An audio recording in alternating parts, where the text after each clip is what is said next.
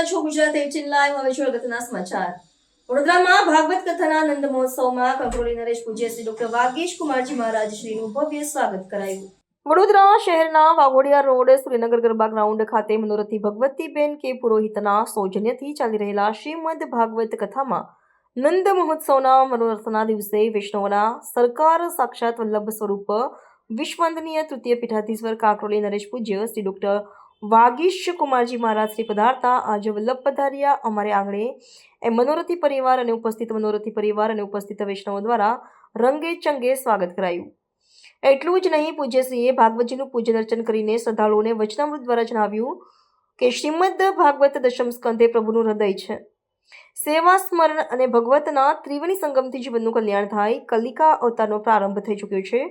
વર્તમાન પરિસ્થિતિનું દેશ વિશ્વની સમયનું વર્ણન શ્રીમદ ભાગવતજીમાં આજે જોવા મળે છે.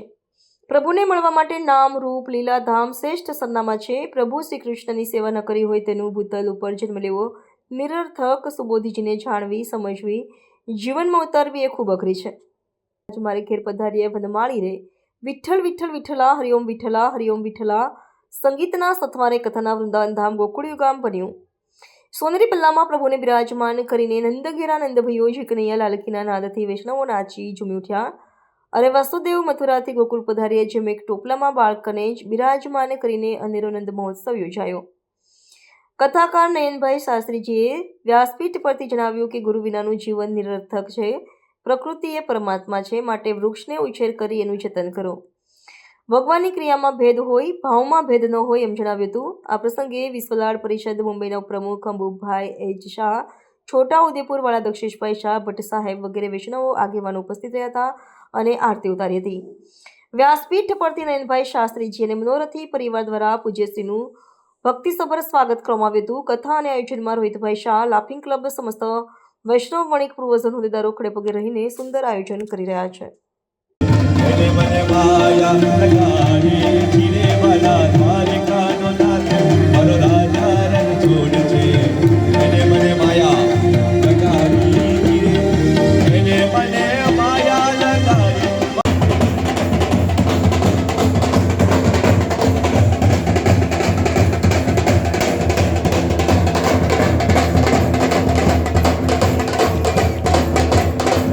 શ્રીમદ ભાગવતજીની એક વિશિષ્ટ પરંપરા છે.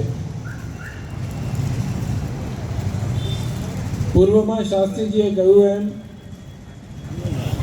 શ્રીમદ ભાગવતજીને કલ્પવૃક્ષની ઉપમા આપવામાં આવી છે. સમગ્ર સૃષ્ટિના શાસ્ત્રોનો સાર શ્રીમદ ભાગવતજીમાં સ્થાપિત કરવામાં આવ્યો છે. અને ભાગવતજી મને એમ લાગે છે કે કલિયુગ માટે એનાથી ઉત્તમ માધ્યમ બીજું કોઈ હોઈ ન શકે.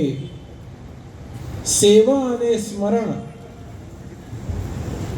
સેવાની સાથે સાથે શ્રીમદ ભાગવતનું અવગાહન એ જ જીવનનું કલ્યાણ કરી શકે એમ મારું ચોક્કસપણે માનવું છે. જ્યારે દશમ સ્કંદની અંદર આપણે આવ્યા છીએ, તમદ્ભુતમ બાલકમમ મુજેક્ષણમ ચતુર્ભુજમ શંખ ગદા યુધાર યુધમ. પ્રભુ સ્વયં આયુધો સાથે જન્મ્યા છે. જેવી દેશકાલ પરિસ્થિતિ એવી પ્રભુએ એ સમયે એ સ્વરૂપને ધારણ કર્યું છે. એ સનાતન ધર્મનો ઇતિહાસ બતાવે છે.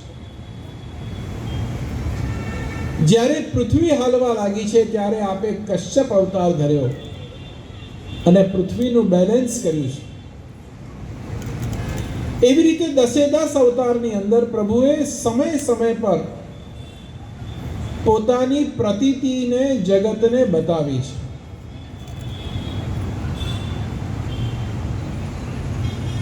એ જ પ્રસંગ દશમ સ્કંદમાં ભગવાનના પ્રાદુર્ભાવનો છે. અત્યારે જે દેશકાલ પરિસ્થિતિ આપણે જોઈ રહ્યા છીએ, આપણા દેશની હોય કે આજુબાજુના દેશની હોય, અને ભાગવતજીના એકાદશ સ્કંદની અંદર અને દ્વાદશ સ્કંદની અંદર અત્યારના સમયનું વર્ણન પણ છે.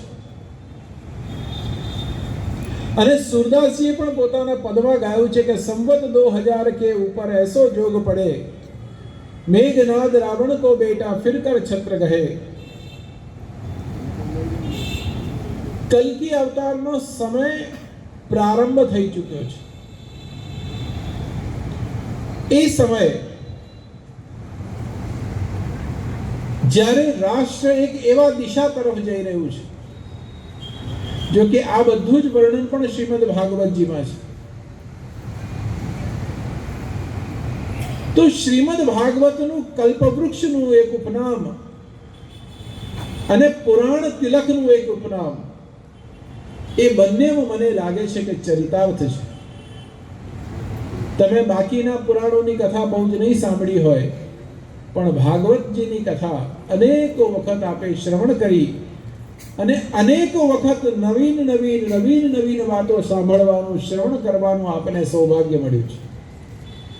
આ જ ભાગવતજીની વિશેષતા છે. 7 પ્રકારના અર્થ શ્રીમદ ભાગવતજીના કર્યા છે. ટોટલ અત્યારે 18 ટીકાઓ શ્રીમદ ભાગવતજી પર ઉપલબ્ધ છે. એમાં જગતગુરુ શ્રીમદ વલ્લભાચાર્યજીની સુબોધનીજી ટીકા, જે બહુ જ અઘરી છે, સમજવી, જાણવી, માણવી બહુ જ અઘરી છે, એ ટીકા આપશ્રીએ કરી અને એક શ્લોક શ્રી હરિરાયજીએ કહ્યો છે કે નાશ્રિતો વલ્લભાધીશ નચ દ્રષ્ટા સુબોધની નરાધી રાધિકાનાથો વૃથા તજન્મ ભૂતલે. એ સુબોધનીજી રૂપી શ્રીમદ ભાગવતનું જેણે અવગાહન નથી કર્યું, કૃષ્ણચંદ્રની જેમણે સેવા નથી કરી, એવા વ્યક્તિનું, એવા જીવનું આ ભૂતલ પર જન્મ લેવું એ વૃથા છે.